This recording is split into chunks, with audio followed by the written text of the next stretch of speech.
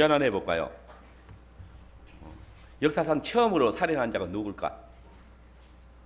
처음 살인한다. 네. 답은 가인으로 나옵니다. 근데 답은 사단입니다. 이게 넌센스 퀴즈가 아니고 성경의 답입니다. 오늘 설교를 통해서 여러분들이 사단이 답이라는 걸 알게 됩니다. 하나님께서는 동산 중앙에 선악을 알게 하는 나무와 또 생명나무를 두셨습니다. 그리고 동산을 다스리게 한 아담에게 동산 각종 나무의 열매를 네가 임의로 먹되 선악을 알게 하는 나무의 열매를 먹지 마라. 네가 먹는 날에는 반드시 어찌한다고요?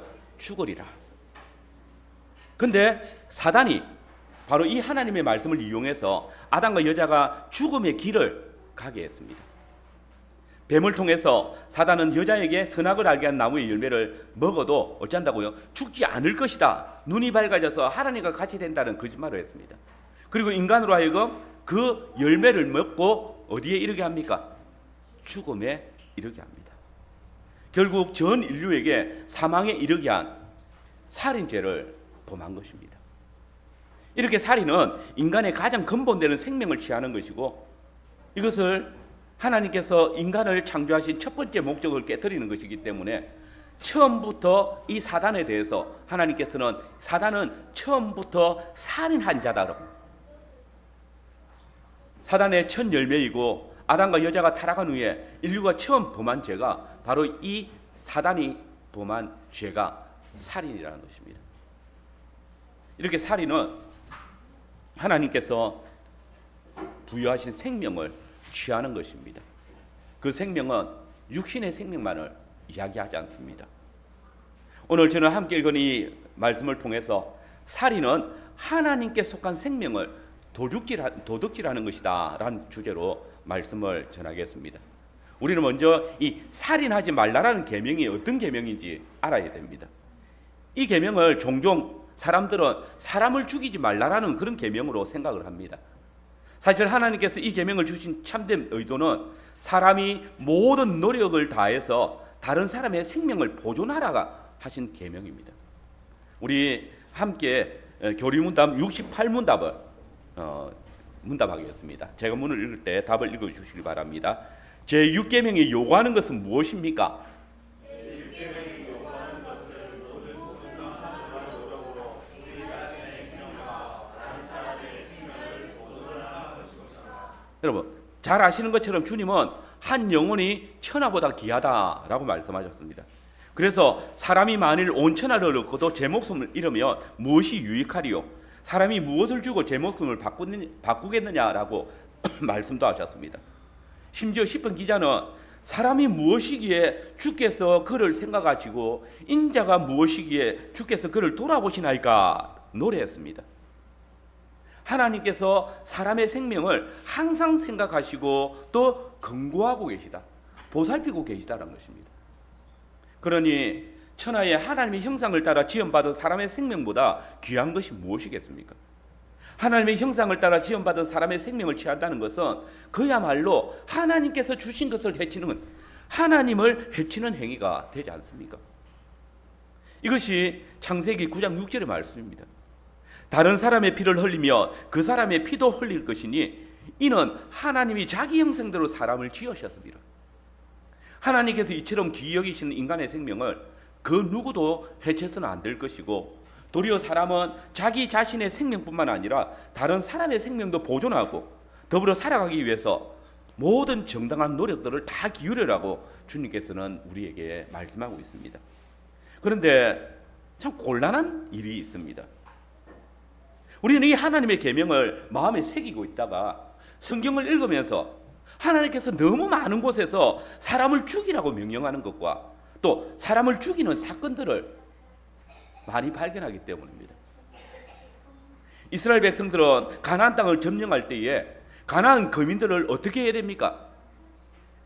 진멸해야 됩니다. 전멸시켜야 됩니다. 생각해 보십시오. 이스라엘 백성들이 가나안 땅에 쳐들어왔습니다. 이때 가나안 거민들이 싸우는 건 너무나 당연한 것입니다. 그들은 자신들의 생명을 보존하기 위해서 싸우는 것입니다.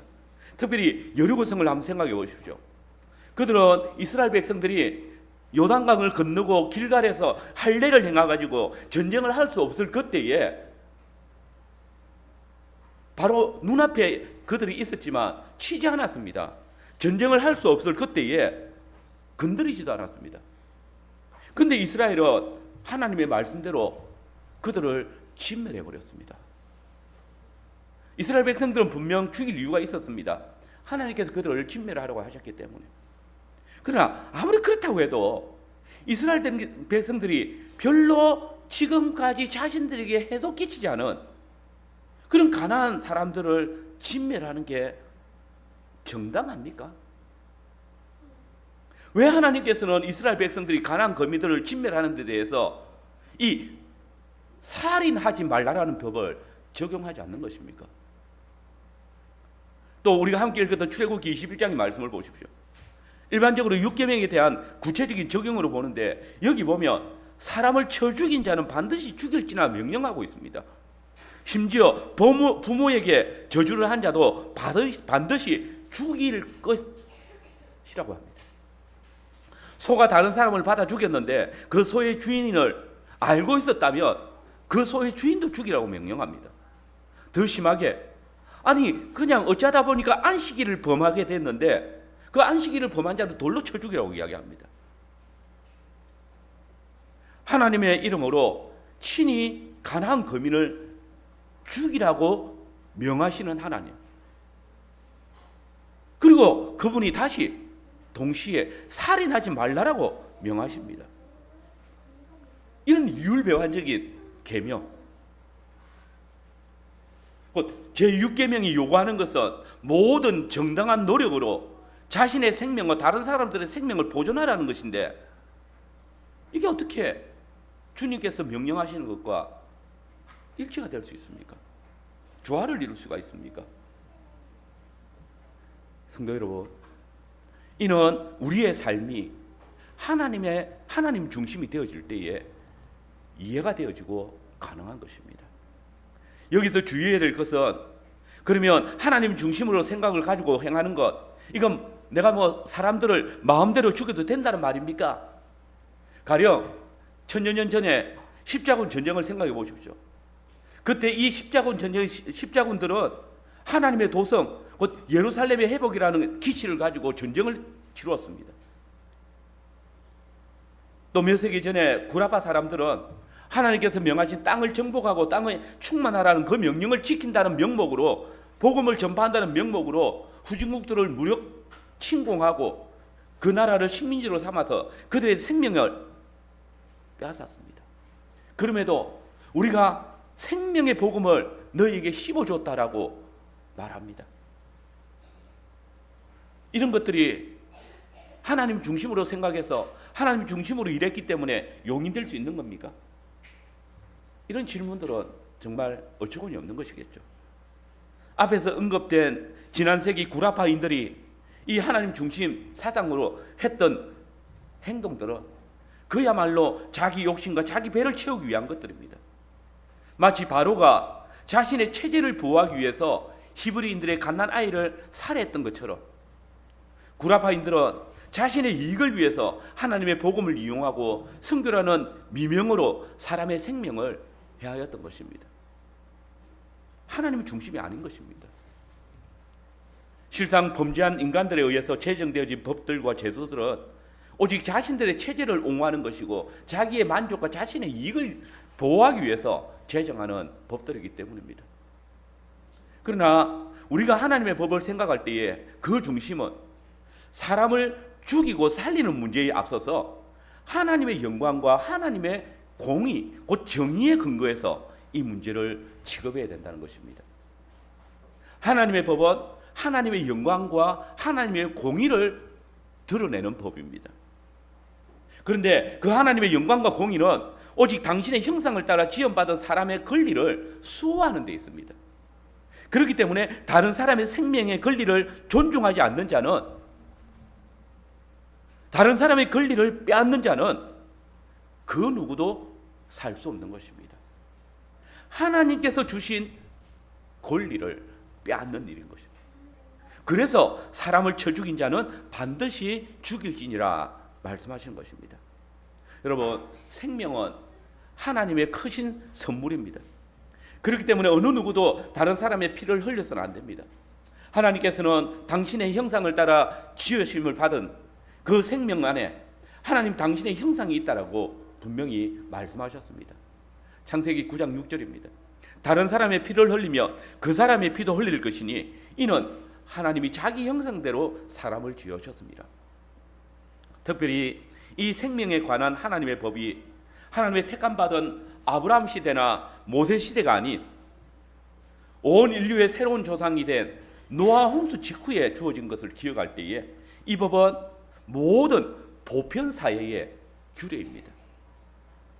그렇기 때문에 모든 사회에서 인간의 생명을 존중하게 되는 것이고, 그리고 어떤 나라에도 이 사람의 생명을 함부로 빼앗는 일에 대해서는 엄한 처벌을 내리는 것입니다. 그렇습니다.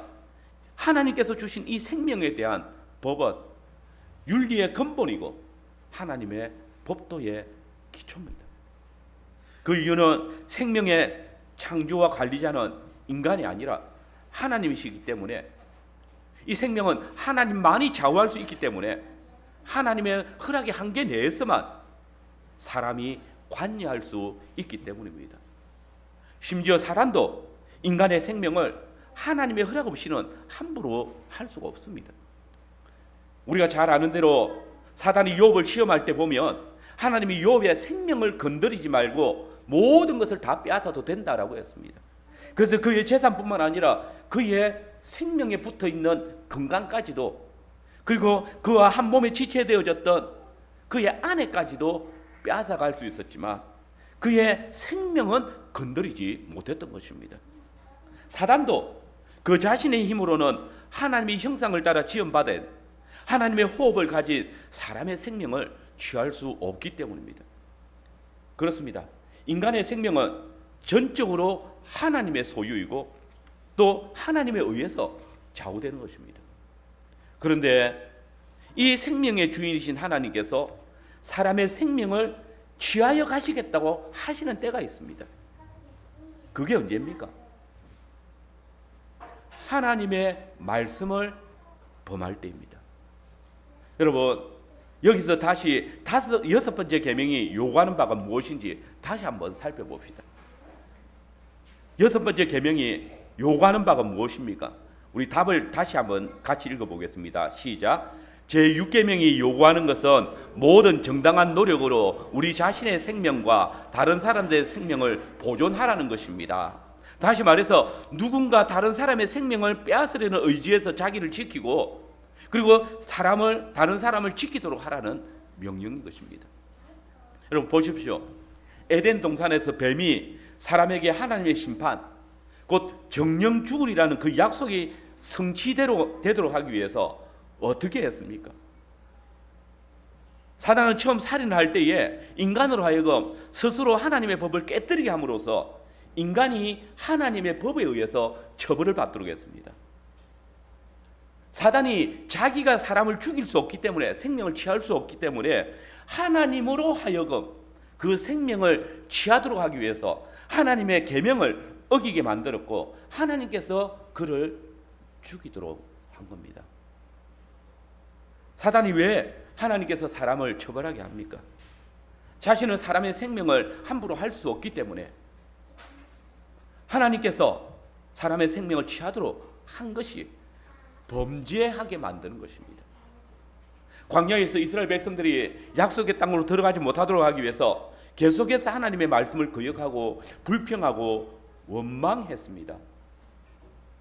하나님의 말씀을 대항하도록 사단이 역사하고 있습니다.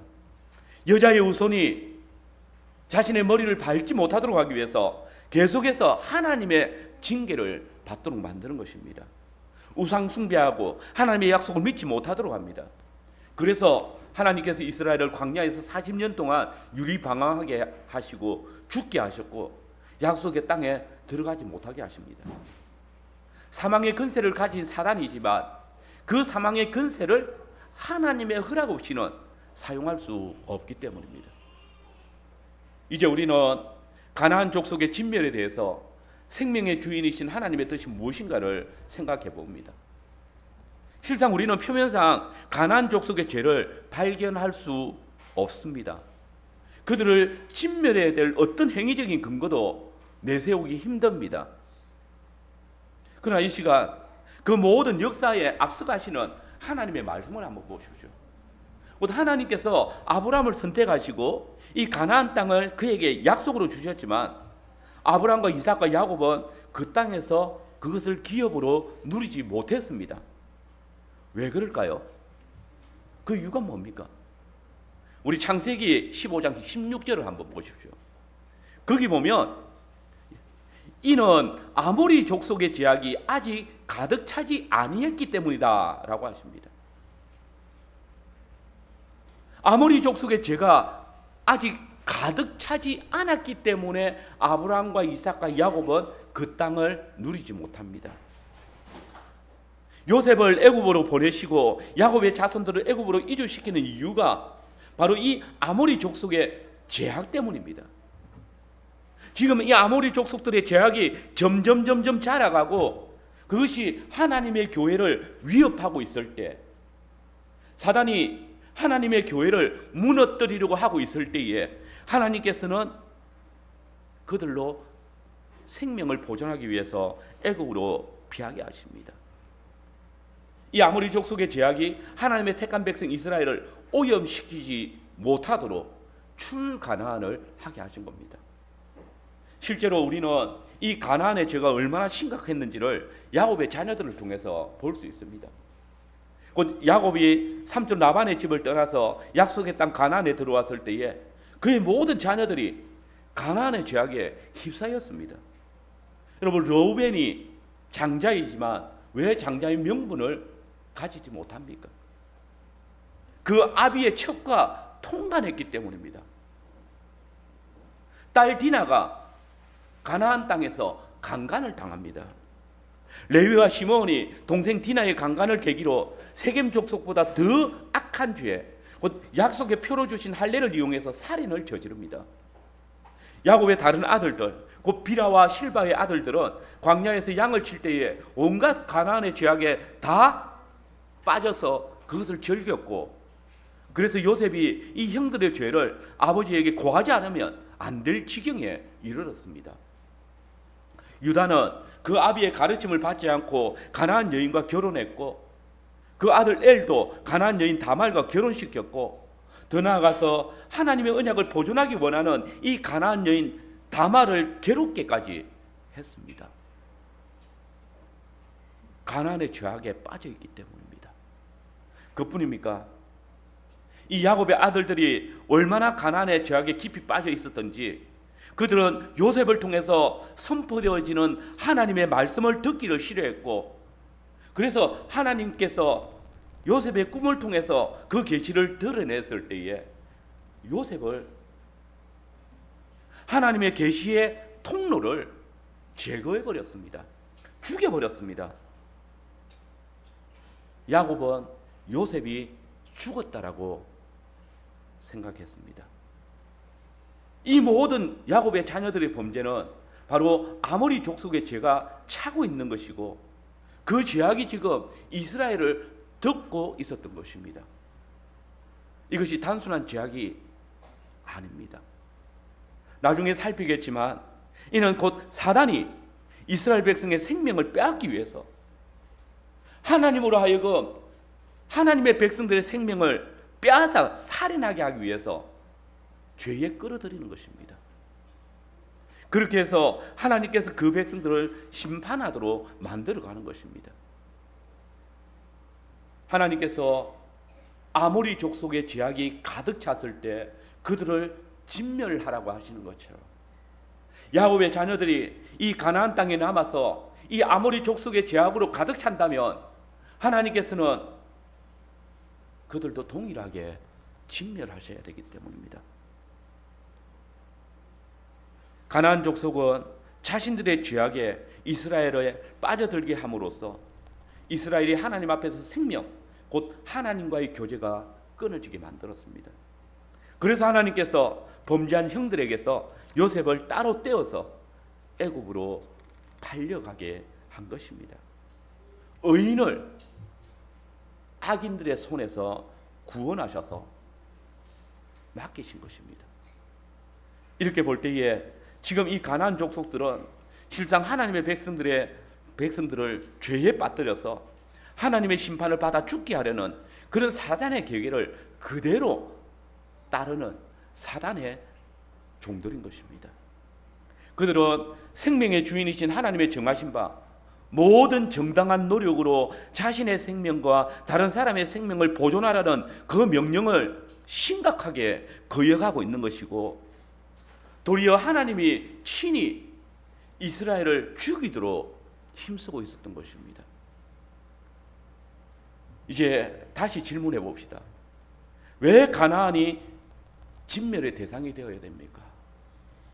출애굽한 이스라엘 백성들이 그들에게 아직 어떤 짓도 안 했는데, 어떤 피해도 주지 않았는데 왜 진멸의 대상이 되어야 됩니까? 그것은 그들이 하나님의 백성 이스라엘을 죄악으로 나아가게 만들어서 죽이려고 하기 때문입니다. 뱀, 그 사단이 아담과 여자를 하나님의 말씀을 범하고 사망에 이르게 한 것처럼 가나안이 사단의 종이 되어서 하나님의 택하신 아브라함 자손을 하나님의 말씀을 떠나 자신들과 동일하게 진멸의 대상이 되도록 죄를 범하고 있기 때문입니다. 그들은 이스라엘로 하여금 하나님을 예배하지 못하도록 만들 것입니다. 하나님의 영광을 드러내지 못하도록 했습니다. 이스라엘이 하나님께 대하여 죽은 백성이 되도록 넘어지게 만드는 자들입니다. 그러므로 이스라엘이 그들을 진멸하지 않고 남겨두었을 때에 그들은 이스라엘 역사 안에서 가시가 되어서 이스라엘을 죽이는 자가 되는 것입니다. 여러분, 우리는 이 모든 교회의 역사를 성경을 통해서 이미 목도하지 않습니까? 이스라엘 백성들이 왜 바벨론 포로로 잡혀가야 됩니까? 그들이 하나님의 징계를 받아 하나님과 교제가 끊어졌을 때에 하나님께서 그들을 징계하신 것입니다. 오늘 교회 안에서 성도로 하여금 넘어지게 하며 폐역한 길로 가게 하는 어떤 습관들을 끌어들이는 자가 있다면 그는 교회를 사망에 이르게 하는 가시이고 교회를 넘어지게 하는 등불이기 때문에 진멸되어야 될 대상입니다. 교회 안에 모든 정당한 노력으로 자신의 생명과 다른 사람의 생명을 보존하라는 이 주님의 명령을 거역하고 교회를 사망에 이르게 하는 죄악을 범하는 자가 있다면 그는 살인의 죄를 범하는 것입니다. 두 번째로 여섯 번째 계명이 의미하는 바는 무엇입니까? 교리문답에서 십계명을 설명하는 것을 찬찬히 읽어보면 한 가지 사실을 발견할 수 있습니다. 곧 십계명에서 긍정적인 명령을 할 때에는 교리문답은 그와 반대되는 부정적인 답변을 포함시킨다는 겁니다. 가령 부모를 공경하라는 명령은 긍정적인 명령인데 이때 5계명이 금하는 것은 무엇입니까? 라고 질문함으로써 부정적인 답변을 생각하도록 이끕니다. 그리고 마찬가지로 부정적인 답변이 주어질 때에는 그 답변은 또한 그와 반대되는 긍정적인 명령으로 생각하게 합니다.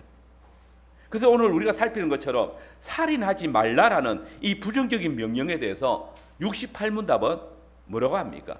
6계명이 요구하는 것은 무엇인가? 라는 긍정적인 질문을 던지고 있습니다. 그러므로 우리는 이 살인하지 말라라는 여섯 번째 계명을 대할 때에 언제 어디서든지 살인하는 것을 금지하는 동시에 또한 사람의 생명을 보존하라는 그런 적극적인 의무가 포함되어 있다는 사실을 기억해야 됩니다.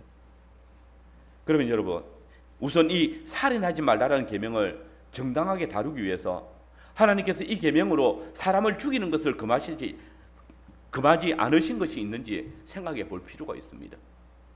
먼저 생각할 것은 이 살인하지 말라는 계명은 불교의 살생하지 말라는 명령과는 전혀 다르다는 사실을 기억해야 됩니다. 오히려 하나님께서는 창세기 9장에 의하면 어떤 동물이든지 피채 먹는 것을 금하시지만 그것을 음식으로 의복으로 사용할 목적으로 동물을 죽이는 것을 허용하고 계십니다. 아담과 여자가 범죄했을 때에 하나님께서 친히 무화과 나무 옷을 벗기시고 입히신 옷이 무엇입니까? 가죽 옷입니다. 한 동물의 희생이 드러난 것입니다. 하나님께서는 모든 산 동물은 너희의 먹을 것이 될지라 채소같이 내가 이것을 다 너희에게 주노라 라고 말씀하셨습니다. 또한 주님은 도둑을 죽이는 것을 금하지 않았습니다. 창세기 22장을 보시면 출애굽기 22장을 보시면 도둑이 뜰고 들어오는 것을 보고 그를 쳐 죽이면 피 흘린 죄가 없으나 라고 했습니다. 전쟁 중의 살인도 여기에 포함되지 않습니다. 그 이유는 전쟁에 나아가는 백성은 하나님께서 친히 그 위에 세우신 국가라는 건세 안에 속하게 하셨고 국가는 전쟁을 통하여서 국가의 안위를 지키고 또 백성의 생명을 보존하기 위해서 방어를 하기 때문입니다.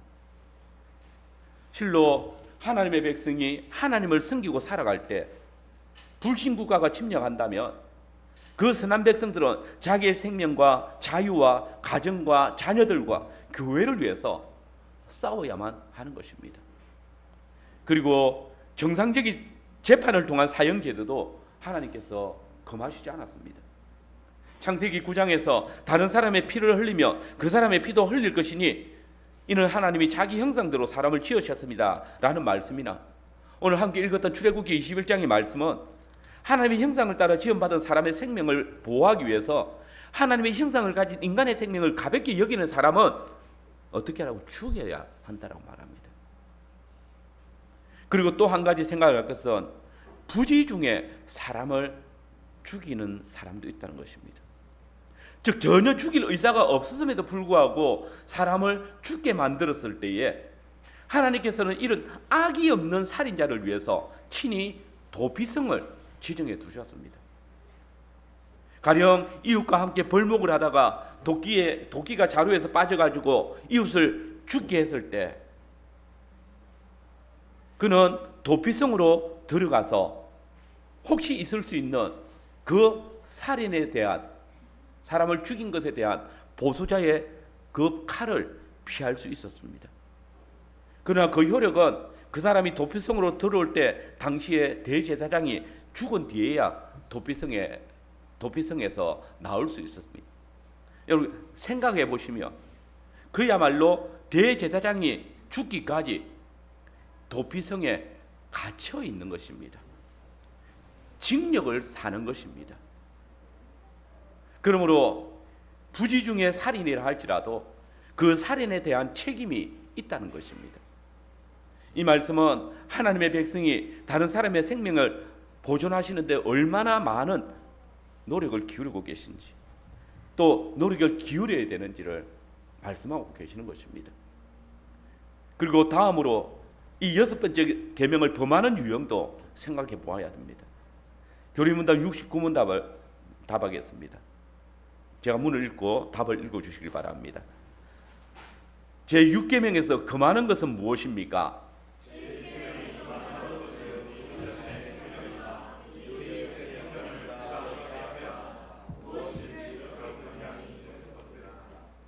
여기 이 부당하게라는 말은 자기 목적이나 이익을 위해서 사람의 생명을 취하거나 해치려는 의도를 가진 것을 말합니다. 가령 사무엘하 3장에 보시면 다윗의 군대 장관 요압이 사울의 아들 이스보셋의 군대 장관이었던 아브넬을 죽였습니다. 그런데 이것은 명백하게 6번째 계명을 범한 것입니다.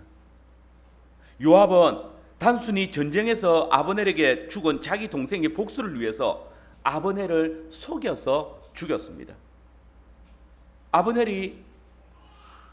요압이 아브넬을 죽인 장소가 어디입니까? 헤브론입니다. 그는 아브넬을 안심시키기 위해서 하나님께서 도피성으로 지정한 이 헤브론으로 들어오게 만들어서 거기서 칼로 찔러 죽였습니다.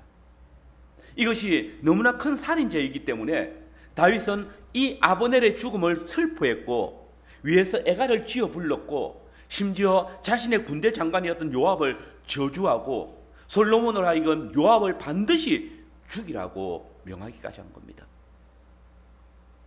또 힘이 강한 자가 약한 자의 생명을 취하는 경우도 있습니다. 애굽의 바로가 자신의 왕권을 이용해서 히브리인의 아들들을 다 죽이도록 한 일이나 헤롯이 예수님의 탄생 소식을 듣고 베드로 근교에 있는 2살 이하의 남자아이들을 죽이게 한 일이 그렇습니다. 자기의 건자를 유지하기 위해서 혹은 자기의 이익을 지키기 위해서 오늘날도 위정자가 국가의 힘을 빌어서 자신의 생각과 반대되는 사람의 생명을 부당하게 취하거나 그들의 자유를 억압하는 일이라면 여기에 해당되는 겁니다. 더불어 생명을 잉태한 부모된 자들이 자신들이 원하지 않는 생명에 의해서 이미 태중에 생명이 시작된 아기의 생명을 낙태하는 일은 결코 자시되어서는 안 될 죄악입니다. 여러분, 주님은 자식은 태의 기업이요 선물이라고 하셨습니다. 많은 자녀가 복이라고 하셨습니다. 이 말씀은 분명히 하나님의 약속입니다. 여러분, 오늘 우리나라에 저출산이 왜 나타나는 겁니까? 이 자녀를 하나님의 복으로 여기지 않는 그 시대의 조류 때문입니다. 자녀를 마치 짐으로, 육아를 힘겨운 노동으로 여기게 만드는 겁니다. 하나님께서 복이라고, 하나님께서 기업이라고, 하나님께서 선물이라고 말씀하시는데 거기에 교회가 순종하지 않는 겁니다. 약속을 믿지 않는 겁니다. 그래서 교회들도 생명의 잉태가 줄어들고 있습니다. 이보다 더 심각한 살인죄는 부모들이 자신들을 통해서 잉태된 태아의 생명을 자기들 마음대로 죽이는 일입니다. 오늘 어떤 여성분들은 태아를 단순히 자기 몸에 붙어있는 혹 정도로, 그래서 자기 임의대로 그것을 떼어낼 수 있다고, 낙태의 권이 있다고 주장합니다. 여기에는 태아가 천하보다 더 귀한 생명이라는 그 생각조차 없습니다. 그리고 국가가 이 일을 합법화해 주고 생명을 살려야 될 책임을 가진 의사와 병원들이 이 일에 동조하고 있습니다. 그러나 여러분, 태아도 분명한 한 생명입니다. 오늘 함께 읽었던 출애굽 시편 139편을 보십시오. 그 13절에 보면 시인은 주께서 내 내장을 지으시며 나의 모태에서 나를 만드셨나이다 라고 이야기합니다. 16절에서는 내 형절이 이루어지기 전에 주의 눈이 보셨고 나를 위해서 정한 날이 하루도 되기 전에 주의 책에 다 기록되었나이다 라고 말합니다. 여기 13절에 만드셨다는 말은 짜다 또 조직하다라는 말입니다. 하나님께서 생명으로 조직해서 하나님의 생명을 짜가지고 모태에게 잉태하게 하셨다는 겁니다. 16절에 우리의 몸이 형성되기 전에 이미 주께서 나를 보셨고 내가 모태에 붙어 있을 때에 이미 생명책에 나의 이름을 기록하셨다라고 이야기합니다. 이게 우리의 찬송이고 이것이 우리의 신앙 고백입니다. 그런데 하나님께서 주신 이 생명을 자기 몸에 붙어 있다고, 몸의 혹이나 점처럼 마음대로 결정할 끈이 있다고 말합니다. 생명의 끈을 하나님께서 주신 일이 없는데, 사단도 그 생명에 대해서는 함부로 할 수 없는데 사람이 마음대로 탈취해서 자기 이익을 챙기는데 사용하는, 도무지 있을 수 없는 일이 벌어지고 있는 겁니다. 다 끝났어요? 아직 멀었어. 설교 마치면 내려갈게. 여러분 기억하십시오. 낙태는 그 어떤 살인보다 악하고 잔인한 일입니다. 태아는 전혀 자기를 방어할 수 있는 아무것도 가지고 있지 못합니다. 철저하게 약한 자입니다. 강한 자가 자신의 마음에 들지 않는다고 약한 자의 생명을 죽이는 그 행위입니다. 우리는 우리나 이웃뿐만 아니라 자기 몸에 붙어있는 태아의 생명도 파괴할 권리가 없습니다. 우리의 모든 생명은 전적으로 하나님께로부터 오는 것입니다. 우리가 주께서 주신 이 생명을 지키고 보존하는 일에 힘쓸 것이지, 내 몸에 붙어있다고, 또 내보다 약하다고, 내 마음에 들지 않는다고 취하는 것은 극악무도한 죄인 것입니다. 그리고 단지 사람의 육신을 해하는 것만이 이 6번째 계명을 도마는 죄가 아닙니다. 사람의 분별 없는 노여움과 시기 질투는 6번째 계명을 촉발시키는 죄입니다. 그렇기 때문에 주님께서는 옛사람에게 말한 바 살인하지 말라, 누구든지 살인하면 심판을 받게 되리라 하였다는 것을 너희가 들었으나 나는 너희에게 이르노니 형제에게 노하는 자마다 심판을 받게 되고 형제에 대하여 라가라 하는 자는 공회에 잡히게 되고 미련한 놈이라 하는 자는 지옥불에 들어가게 되리라고 엄중하게 경고하셨던 겁니다. 여러분, 사단이 왜 아담과 여자를 죽게 했습니까? 그는 하나님의 주권에 대한 시기와 인간을 자신의 편으로 이끌려는 그 분별 없는 탐심 때문에 그렇게 한 것 아닙니까? 가인이 그 아우 아벨의 제사만 받으시는 하나님에 대한 그 분노, 그 아우에 대한 시기와 미움 때문에 살인한 것 아닙니까? 요셉의 형제들이 요셉의 채색옷을 시기해서 그를 구덩이에 빠뜨려 죽이려고 했던 것 아닙니까? 그래서 자문 기자는 시기와 살인은 항상 함께한다라고 해야 됩니다. 부는 잔인하고 노는 창수 같거니와 두 개 앞에 누가 쓰리요? 라고 권고했던 겁니다. 그러므로 시기와 질투, 분별 없는 분노와 악의에 찬 미움과 탐심은, 그것이 그 속에 있는 자들은 비록 사람의 생명을 취하지 아니하였다 할지라도 이 6번째 계명을 범하고 있다는 사실을 유념해야 합니다. 기억해야 합니다.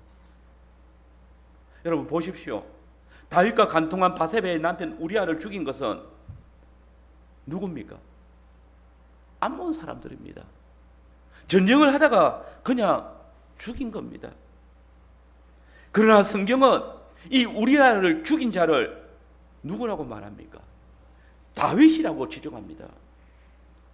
다윗이 우리아의 아내 바세바를 탐하고 취하기 위해서 요압에게 글을 써서 우리아를 죽이라고 했고, 요압은 다윗의 명령대로 우리아를 가장 격렬한 또 아무런 소득이 없는 전투에 나아가게 함으로써 죽게 했습니다. 그러므로 하나님께서는 나단 선지자를 통해서 다윗에게 이르기를 네가 헷 사람 우리아를 죽였다라고 밝힌 겁니다. 아합과 이세벨이 나봇의 아름다운 땅에 대해서 탐심을 가짐으로써 사마리아의 장로들의 손으로 나봇을 죽였습니다. 아합과 이세벨이 죽인 게 아닙니다. 그러나 하나님께서는 엘리야를 통해서 아합과 이세벨이 그 죽음을 꾀하고 장로들을 책동했기 때문에 아합과 이세벨이 나봇을 죽였다고 하시고 그들이 나봇과 같은 모습으로 죽을 것이라고 선언했습니다. 스데반을 죽일 때 사울은 그 돌 던지는 행위에 참여하지 않았습니다. 다만 사람들의 옷을 잠깐 맡아서 지켰을 뿐입니다. 그러나 그가 회개했을 때에 바울은 자신이 그때에 예수 그리스도를 향한 악의와 또 스데반에 대한 분별 없는 미움으로 스데반이 피 흘릴 때에 곁에 서서 찬동했다라고 고백했던 것입니다. 자신이 살인의 공모한 자라고 밝혔던 겁니다. 여러분, 교회 안에 분별 없이 시기하고 질투하는 형제와 자매가 있습니까? 악의와 분노로 형제를 욕하고 있지는 않습니까? 살인이 실행되지 않으므로 살인이 아니라고 세상 법정은 선언할지 모르겠지만 오늘 우리가 이 6번째 계명 앞에서 자신의 분별 없는 시기와 질투, 탐심과 분노가 하나님의 형상을 쫓아난 성도의 생명을 해한 죄악임을 돌아봐야 합니다. 또한 다른 사람의 이름을 더럽히는 것 역시 살인과 같습니다. 미리암과 아론이 또 고라 자손이 모세를 대항해서 악평하다가 하나님의 심판을 받았습니다. 중상모략은 진정 살인만큼이나 무서운 죄악입니다. 형제에 대해서 나가라 하고 미련한 자라고 하는 것은 하나님의 형상을 욕되게 하는 죄악입니다. 그래서 시편 기자는 교만하고 완악한 말로 물의 의인을 치는 거짓 입술로 벙어리가 되게 하소서라고 간구했던 겁니다. 여러분, 실상 몸이 다치면 치료가 가능합니다. 그러나 사람의 명예나 이름을 더럽히는 것, 그 사람의 인격을 모욕하고 조롱하는 것, 이거 치료하기가 정말 힘듭니다. 그런데 오늘 교회가 제일 많이 범하는 죄가 바로 이것 아닌가 싶습니다. 실상 다른 교회나 다른 직분자들, 다른 성도들을 비방하고 악의에 찬 소문을 퍼뜨려서 중상하는 일들이 너무 많습니다. 솔직히 허물 없는 사람이 어디 있겠습니까? 저나 여러분이나 우리가 허물하는 사람이나 또 교회나 직분자들보다 나은 것이 있겠습니까? 그러나 근거 없는 비방이나 악의를 가진 모략으로 다른 사람을 또 다른 교회를 해하는 죄를 짓지 말아야 될 것입니다. 그런데 이것보다 더 심각한 죄악이 있습니다. 바로 사람의 영혼을 죽이는 일입니다.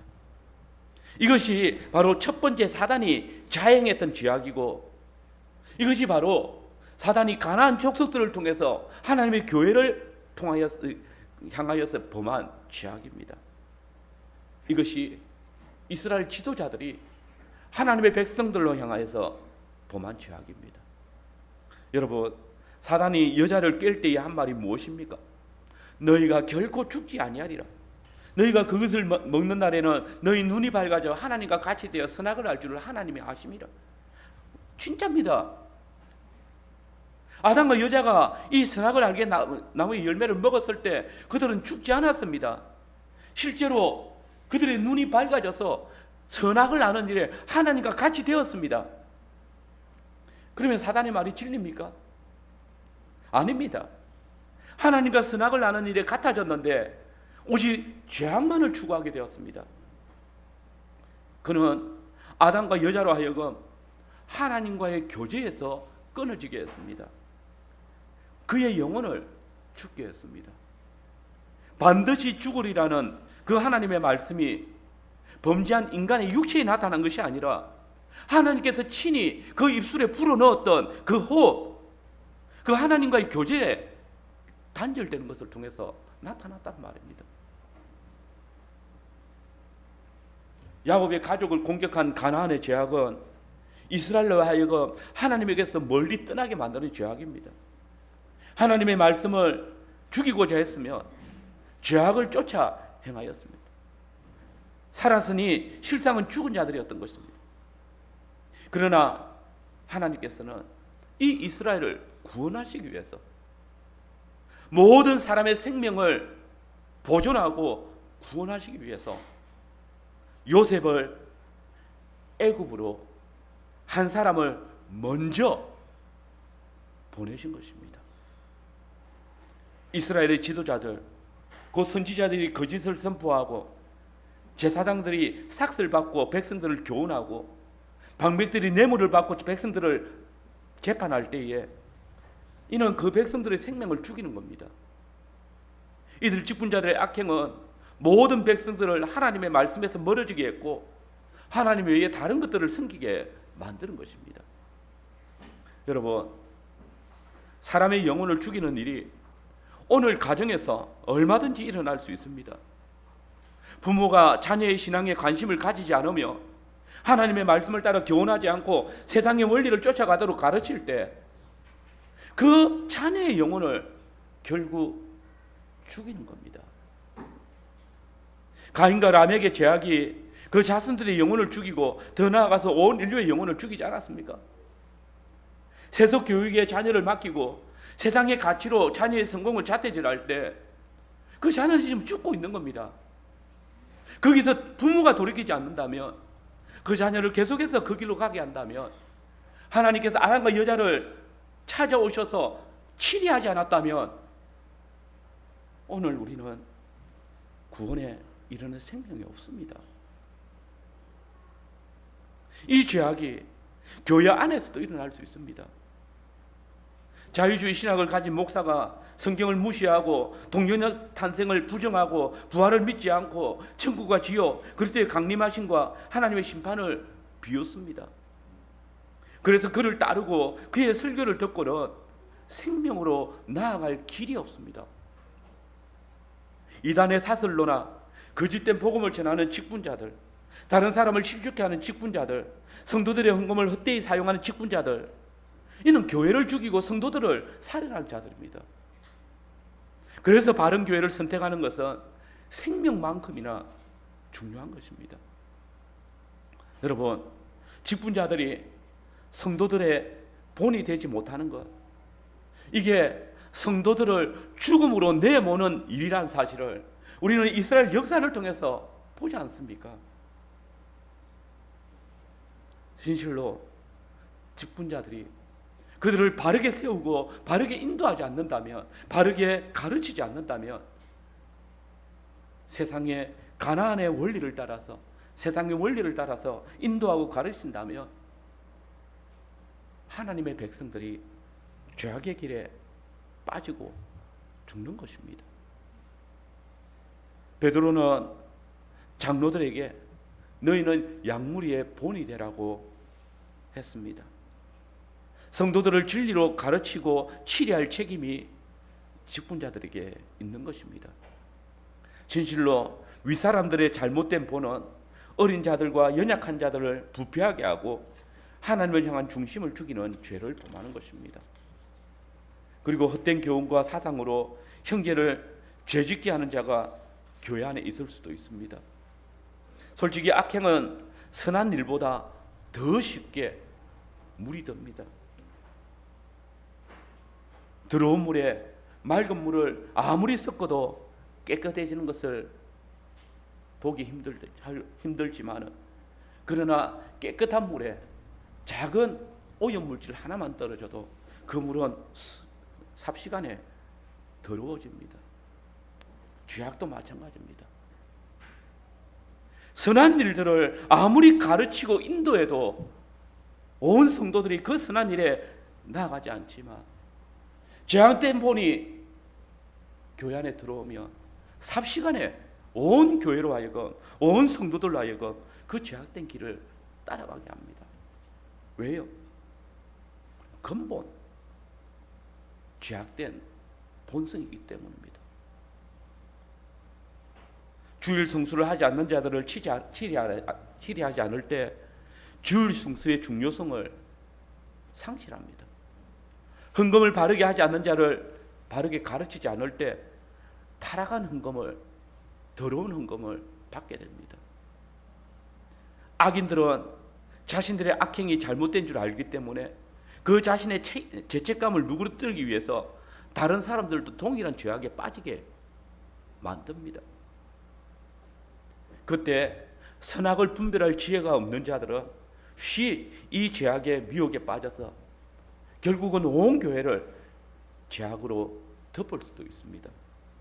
그래서 바울은 그들이 이 같은 일을 행하는 자들은 사형에 해당한다고 하나님께서 정하심을 알고도 자기들만 행할 뿐 아니라 또한 그런 일을 행하는 자들을 옳다 하느니라 경고했던 겁니다.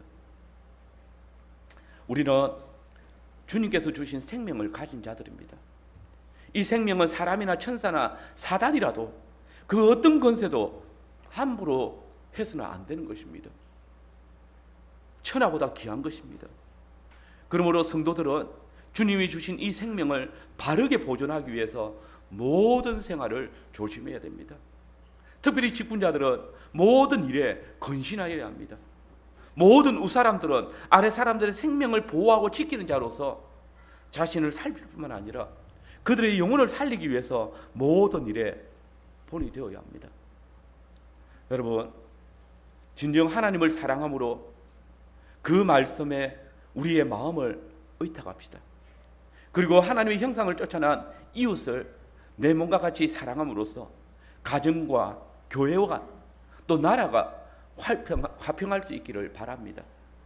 진정 형제를 사랑하지 못해서 육신의 생명이나 또 그 영혼을 또 그 명예를 살인하는 그런 죄악의 틈타지 않도록 항상 깨어 있기를 바라고, 서로의 생명을 보존하고 참 생명의 주이신 주님께 더 가까이 나아가기 위해서 힘쓰는 우리 모든 성도들이 되시길 바랍니다.